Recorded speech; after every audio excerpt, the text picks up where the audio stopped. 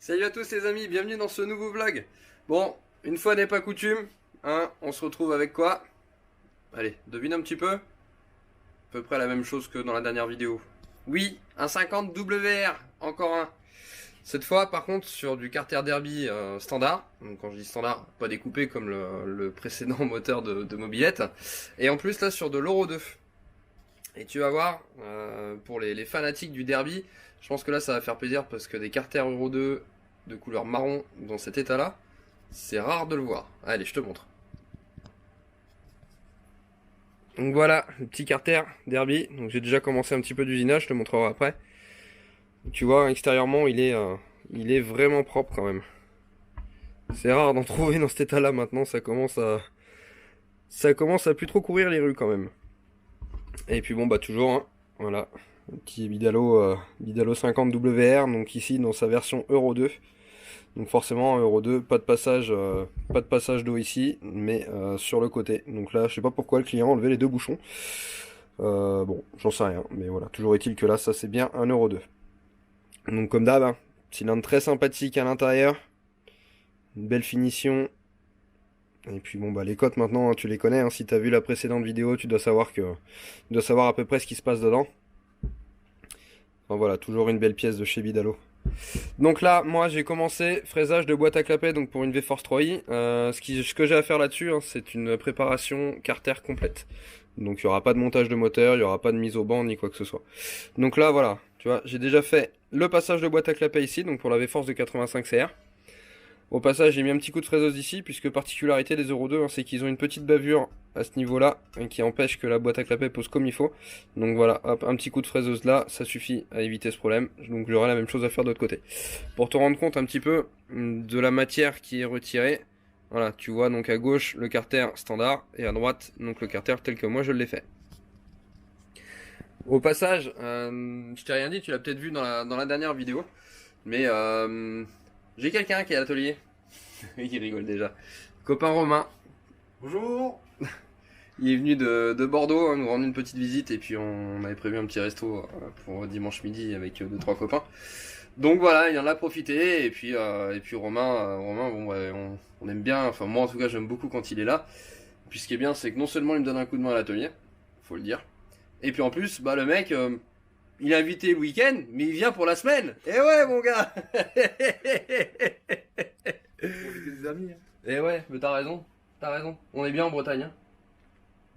À part la pluie. Ah, par là, il pleut que sur les cons en Bretagne, sache-le, il pleut que sur les cons. Il pleut dessus alors.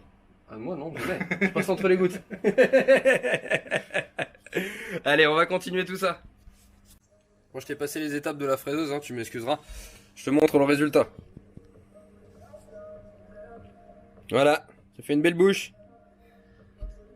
Normalement, hein, la boîte à clapet elle est censée rentrer toute seule maintenant.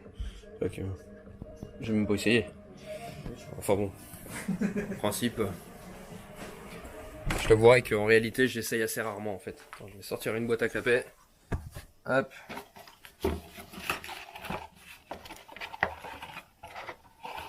Toute belle, toute neuve. Faut au moins ça pour essayer. Allez. Hop. Bon Romain, ça rentre ou ça rentre pas? Le chef il est bon, ça rentre. Bon, normalement.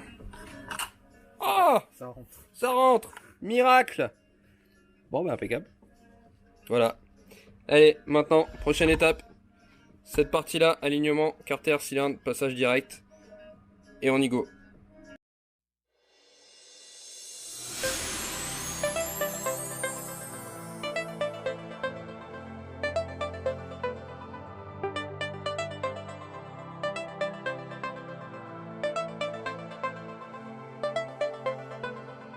Bon ça y est les amis, j'ai fini les carters.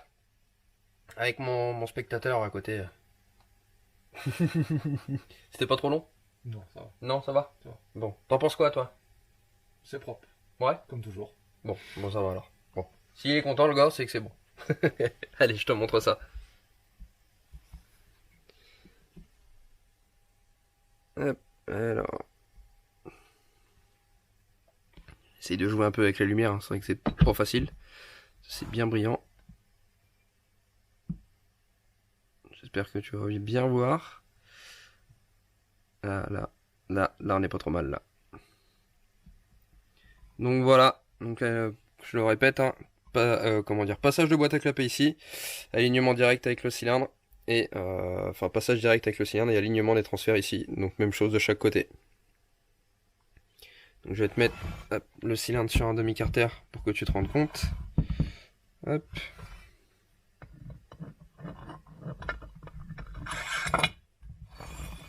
Voilà. Donc là tu vois, on est pile poil nickel. Transfert arrière et les latéraux. On va regarder de l'autre côté. Normalement, ça doit être pas mal non plus. Hop.